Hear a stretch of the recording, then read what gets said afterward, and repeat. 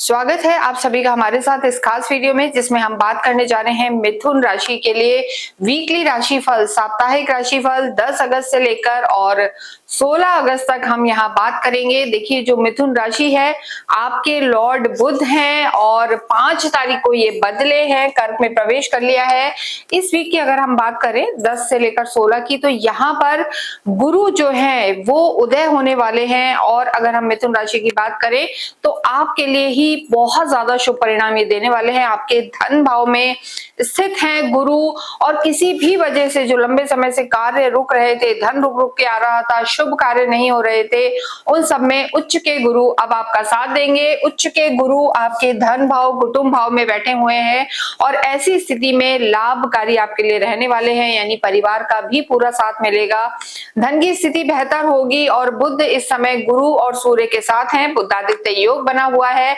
तो मिथुन राशि के रुके हुए काम बनेंगे, धन की स्थिति बेहतर होगी। और यहाँ पर अगर हम देखें तो कम्युनिकेशन स्किल, आपकी वाणी यहाँ पर बहुत ज्यादा अच्छी होने वाली है। लेकिन यहाँ आप ध्यान रखें कि मंगल आप ही की राशि में चल रहे हैं और मंगल मिथुन राशि में बहुत ज्यादा शुभ नहीं माने जाते। मंगल की शत्रुता रहती है, तो कहीं ना कहीं खुद के ही मन में कोई कॉन्फ्लिक्ट ना रहे, ओवर थिंकिंग ना रहे या जल्दबाजी ना रहे, इस चीज का आपको इस वीक में ध्यान रखना है। और कोई ग्रह यहाँ पर परिवर्तन नहीं कर रहा है, लेकिन चंद्रमा हमेशा 2.25 दिन में अपना स्थान बदलते हैं, लगभग 2.25 दिन 2.5 दिन में। और चंद्रमा की शुरुआत अगर इस वीक की हम देखें तो सबसे पहले मून आप ही की राशि में रहने वाले हैं, यानी मिथुन में रहेंगे, कर्क में रहेंगे, उसके बाद वो सिंह और कन्या में रहने वाले हैं। देखिए, चंद्रमा सबसे पहले 10 तारीख को आप ही की राशि में रहेंगे, उसके बाद धन भाव में आएंगे, गुरु के साथ गज केसरी योग बनाएंगे।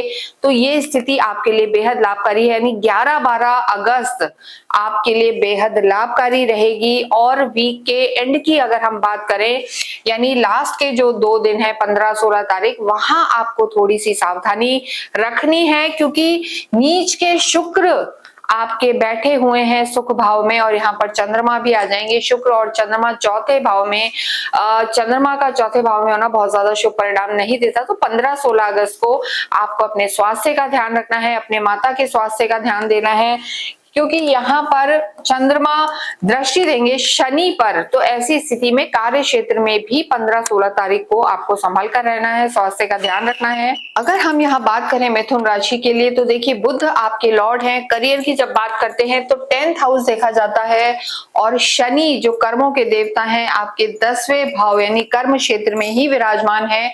अच्छी बात इस वीक में ये है कि गुरु जो आपके कर्म क्षेत्र के स्वामी हैं उदय हो रहे हैं, और गुरु उदय होने के साथ किसी भी रूप में अगर आप अकल्ट से जुड़े हुए हैं, ज्योतिष का आपका काम है, कंसल्टेंसी का काम है, टीचिंग का काम है, काउंसलिंग करते हैं, हीलिंग में कार्य करते हैं, डिवाइन साइंसेस से जुड़े हुए हैं, तो ये जो वीक है आपको सफलता अवश्य दिलाने वाला है। आपके कुटुंब भाव में ही सूर्य और बुध का बुधादित्य योग बना हुआ है। सरकारी क्षेत्रों से आपको लाभ होगा, लेकिन कहीं भी किसी क्रिएटिव फील्ड से जुड़े हुए हैं या फिल्म इंडस्ट्री में है तो थोड़ा अपने मान सम्मान का आपको ध्यान रखने की जरूरत है। डीफेम का सामना करना पड़ सकता है, क्योंकि नीच के शुक्र की दृष्टि आपके कर्म क्षेत्र पर है। हालांकि शनि और शुक्र में मित्रता होती है, लेकिन क्रिएटिव फील्ड्स या प्योरली बिजनेस में आप कहीं हैं तो इन सब क्षेत्रों के लोगों को थोड़ा सा सावधान रहने की जरूरत है, और जल्दबाजी में निर्णय यहाँ पर आपको नहीं लेने हैं।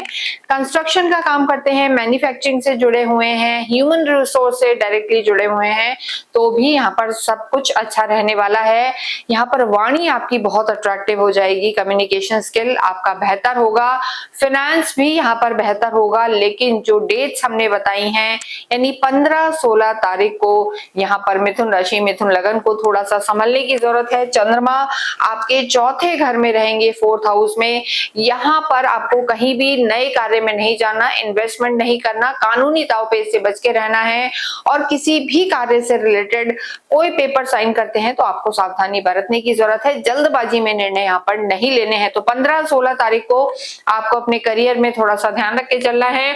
लव लाइफ की बात करेंगे, लव लाइफ के लॉर्ड आपके शुक्र हैं, आप स्वयं बुध है। बुध और शुक्र की अच्छी जमती है, लेकिन शुक्र इस समय सुख भाव में नीच के हैं, तो कहीं ना कहीं थोड़ा सा मानसिक तनाव या कोई किसी को एक दूसरे को ऐसी वाणी बोल देगा जो कोई बात आपको चुभ सकती है। तो 15-16 तारीख को आपको अपनी लव लाइफ को भी संभालना है, आर्ग्यूमेंट्स में नहीं जाना है और क्रोध नहीं करना है। देखिए आपकी स्थितियां अच्छी है, वाणी अच्छी है, लेकिन सूर्य भी आपके वाणी भाव में है, तो यहाँ पर आप थोड़े से डोमिनेटिंग रह सकते हैं या कुछ किसी को ऐसा कह सकते हैं कि सामने वाले को आपकी बात बुरी लग सकती है। तो यहाँ पर आपको अपनी लव लाइफ को संभालना है और वाणी पर ध्यान देना है। वैवाहिक जीवन की स्थिति पहले से सुधरने वाली है। वैवाहिक जीवन के लॉर्ड गुरु हैं, 12 तारीख को गुरु उदय हो जाएंगे और जो कहीं ना कहीं हम कहेंगे मांगलिक कार्य रुके हुए थे, शुभ कार्य नहीं हो रहे थे, वैवाहिक जीवन में कोई दिक्कत थी या परिवार में कोई दिक्कत थी, वो सब मनमुटाव यहाँ पर दूर होगा। जिन लोगों का विवाह नहीं हुआ है उनके विवाह के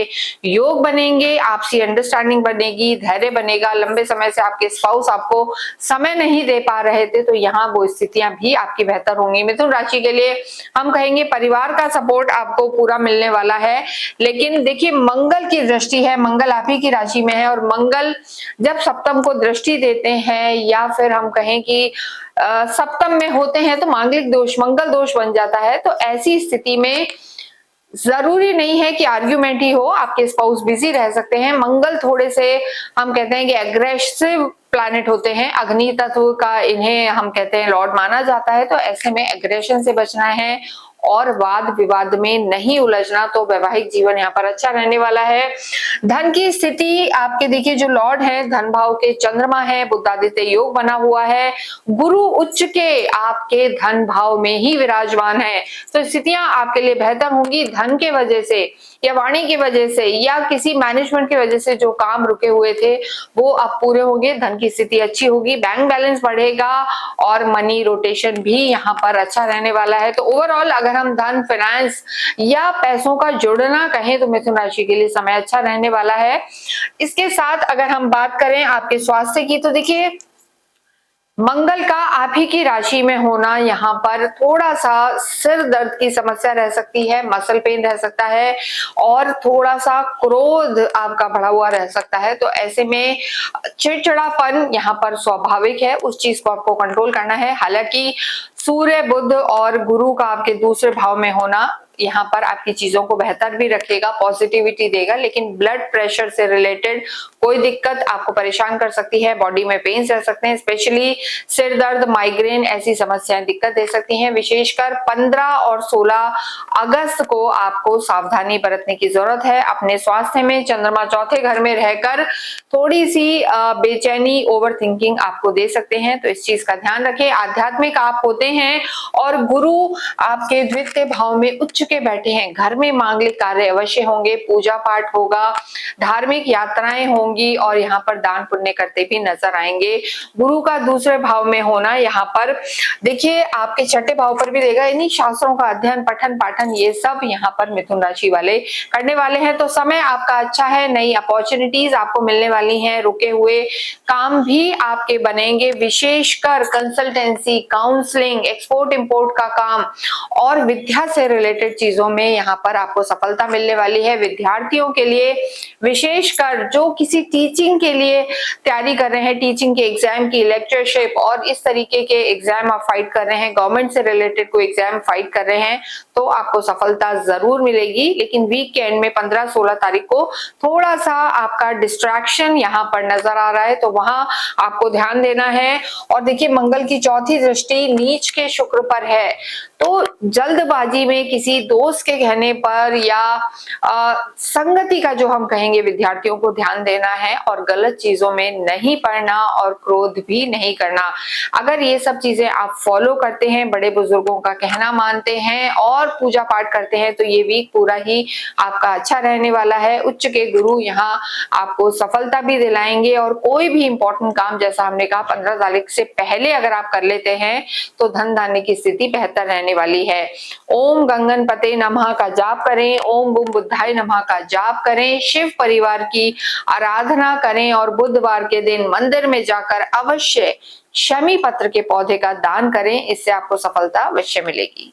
इसके साथ ही इस वीडियो को हम समाप्त करते हैं। कमेंट बॉक्स में ओम बुम बुद्धाय नमः लिखें।